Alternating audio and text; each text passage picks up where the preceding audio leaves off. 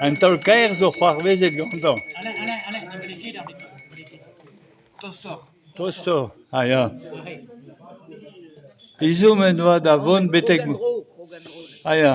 A zuzun paset, polik, a camarade doa kontent din e VH. Voyage. Un tolkaer zo c'hoarvezet gantañ. Izo men doa vont betek Montroulez. Da velet e famil. Lorret e doa deuzezi e pouzaniel. A ro kemer an antiz santalar. E kav dean kaout un spurman, une apparition. D'ar trodro, d'ar omboing, vele ganez. Setu era un droal d'ar omboing, me gwiske beror e ber eo.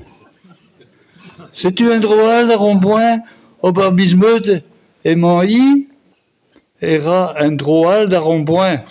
A ra o kredi chom a za, a dreuz an an. E giz ma hele. Da san brieg e mon oan emezi. Neuze neus a varet, ez eo betek Montroulez ne kin. Ma de mon eus ra la var hi. Setu, piket ar gant fardez e barz an auto.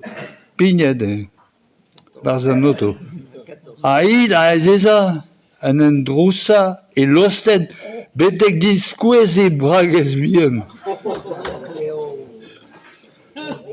Douet e doa tostik tost ounza, ober lagad langourus.